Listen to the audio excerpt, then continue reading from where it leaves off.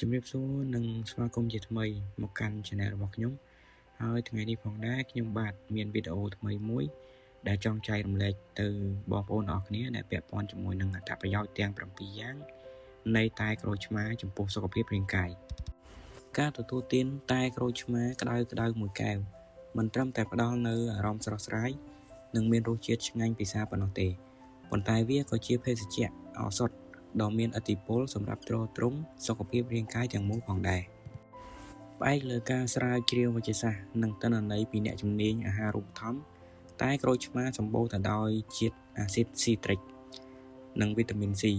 ក៏ដូចជាសារធាតុប្រឆាំងអុកស៊ីតកម្មខ្ពស់ដែលផ្ដល់អត្ថប្រយោជន៍សំខាន់ចំនួន7យ៉ាងដែលមានដូចជាទី1បន្សាបជាតិពុលនិងសម្អាតរាងកាយ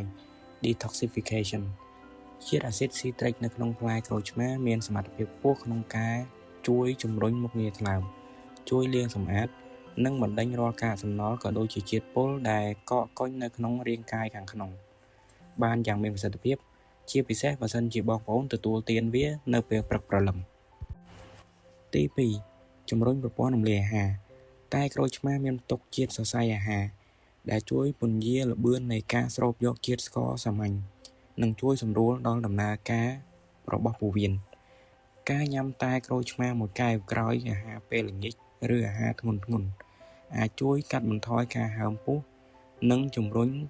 ការដុតរំលាយអាហារ Metabolism ទី3ប្រឆាំងជំងឺឆ្លងនិងពង្រឹងភាពស៊ាំ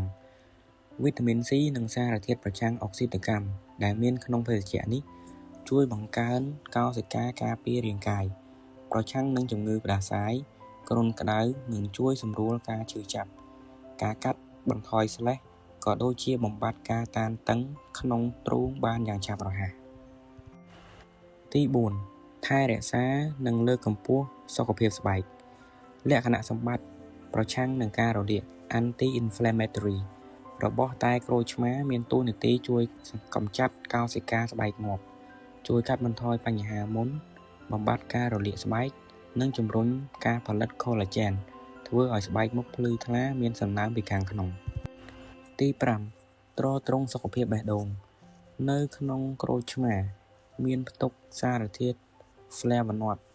ដូចជា hesperidin និង diosmin ដែលមានសមត្ថភាពជួយកាត់បន្ថយជាតិខ្លាញ់អាក្រក់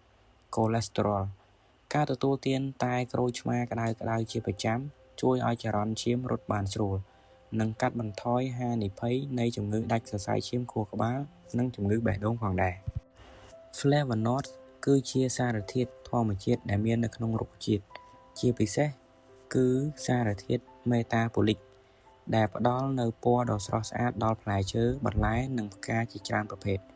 ព្រមទាំងផ្ដល់អត្ថប្រយោជន៍ដល់សុខភាពដូចជាការប្រឆាំងនឹងការខូចខាតកោសិកាជាដើមទី6ព្យាបាលបញ្ហាអញ្ចាញធ្មេញ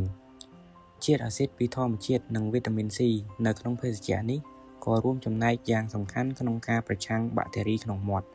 ជួយកាត់បន្ថយការរលាកឬឈឺចាប់នៅតំបន់អញ្ចាញធ្មេញផងដែរ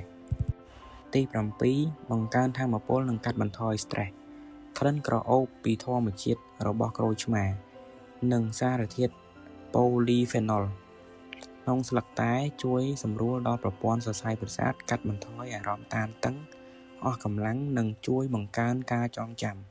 ធ្វើឲ្យអារម្មណ៍ស្រស់ស្រាយឡើងវិញភ្លាម